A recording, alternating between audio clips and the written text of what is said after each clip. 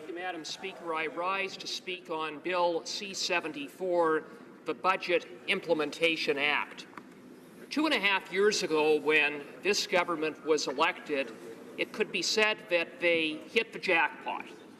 They hit the jackpot because they inherited the sound fiscal management of the previous Conservative government, a government that paid down an historic $40 billion of Canada's national debt between 2006 and 2008 during good economic times, a government that resulted in leading Canada towards a balanced budget, and not only a balanced budget, but a surplus budget, Madam Speaker. So they inherited the Conservative jackpot. And then, to top it off, there were a lot of external factors such as low interest rates, low inflation, housing bubble that has resulted in an employment and revenue boom, a stronger than average global economy, a U.S. economy that has taken off, and the doubling of oil prices, Madam Speaker. And so, having inherited such a good situation, what has this government done to the fiscal health of this country? Madam Speaker, the answer is they have made an absolute mess of it. You know, in fairness to the Prime Minister, during the last election he did say he would take the Conservative surplus and turn it into a deficit. And he said he would do it for a few years, 3 budgets. But not to worry, because by 2019 there would be a balanced budget. Now, true to the Prime Minister's word, he has delivered deficits. He delivered deficits in the first year, the second year, and this year. But the deficit in the first year was more than double what he said it would be. The deficit in the second year was more than double what he said it would be. And this year, the deficit is going to be 3 times what he said it was going to be. Shameful. And what about that promise, Madam Speaker, to balance the budget? Well, according to the projections for next year, we can kiss goodbye a balanced budget. We're not going to have a balanced budget. Instead, we're going to have a massive deficit of near $20 billion, Madam Speaker. Indeed, on the question of balancing the budget, there was no mention of a timeline towards a balanced budget, either in the budget or in the Budget Implementation Act. There was no plan of how Canada would return to a balanced budget in the budget or in the Budget Implementation Act. Indeed, Madam Speaker, there was no mention of a balanced budget at all in the Budget Implementation Act or the budget. It seems, Madam Speaker, that the Prime Minister just hopes that Canadians will forget that he ever promised a balanced budget. And I think it's important that we put it in some context, because during the last election, what the Prime Minister said was, yes, we would run some deficits, but he had a 4-year plan to return Canada to a balanced budget. Now, when is the budget going to be balanced? Well, it's not going to be at the current rate based on current Liberal fiscal policy. It's not going to be in 2019. It's not going to be in 2020 or 2029 or 2039. It's going to be in 2045. So what we have, Madam Speaker, is a Prime Minister who has taken what he promised to be a 4-year plan to return the budget to balance, and he's turned it into a 40-year plan to balance the budget. Now, imagine if during the last election the Prime Minister had come clean with Canadians and said a Liberal government is going to run deficits, but don't worry, because in 40 years the budget will be balanced. How would Canadians have responded to that campaign commitment. Madam Speaker, I think he would have been laughed off the stage. But here we are with this fiscal train wreck with a 40-year plan to balance the budget.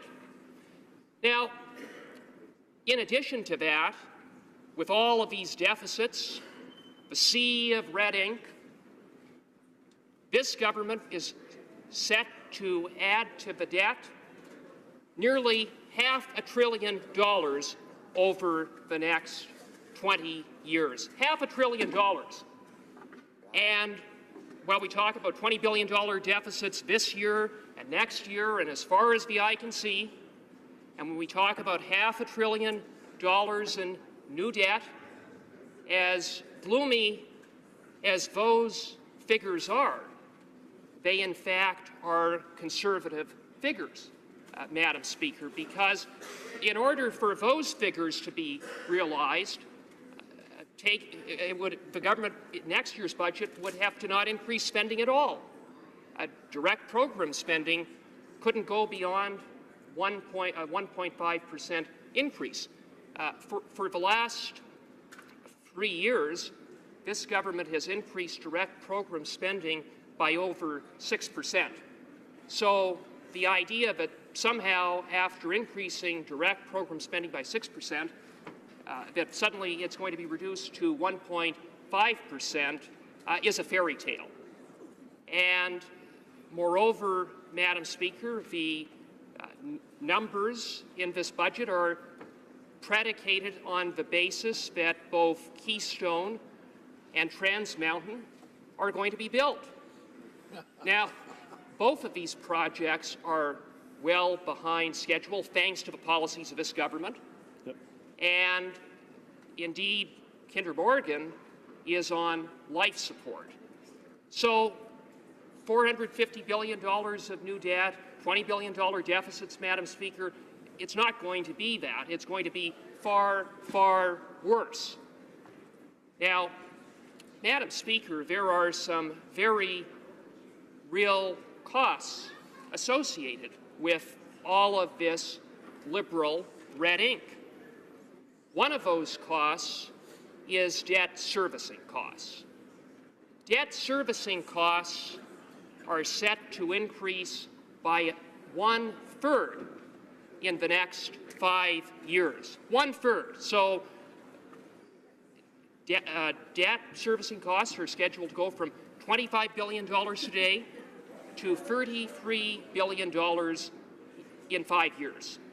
$33 billion, by the way, is more than the federal government spends on any single federal department. And who's going to pay for all of this red ink, all of this borrowing, all of this spending? Why, it is the taxpayer. And Madam Speaker, there is only one taxpayer.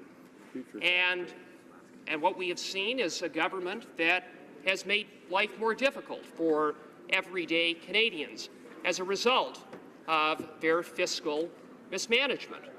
We have seen the average middle-class family have their taxes go up by, on average, $800 out of their wallet, Madam Speaker.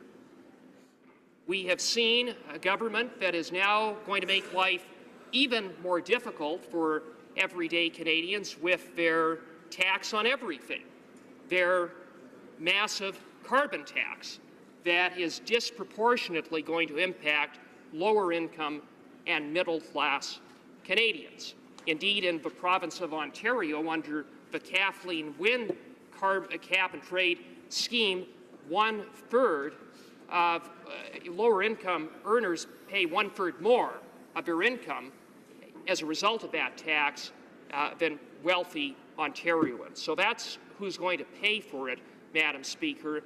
And of course, this government is not only targeting everyday middle-class Canadians with more taxes to pay for their out-of-control spending, they're also shaking down small business owners. They're shaking down job creators, people who invest in local economies and create jobs with unfair tax changes that are, among other things, going to significantly limit the ability of small businesses to save with respect to passive income, Madam Speaker. So there are some very, very real serious costs as a result of this government's fiscal mismanagement.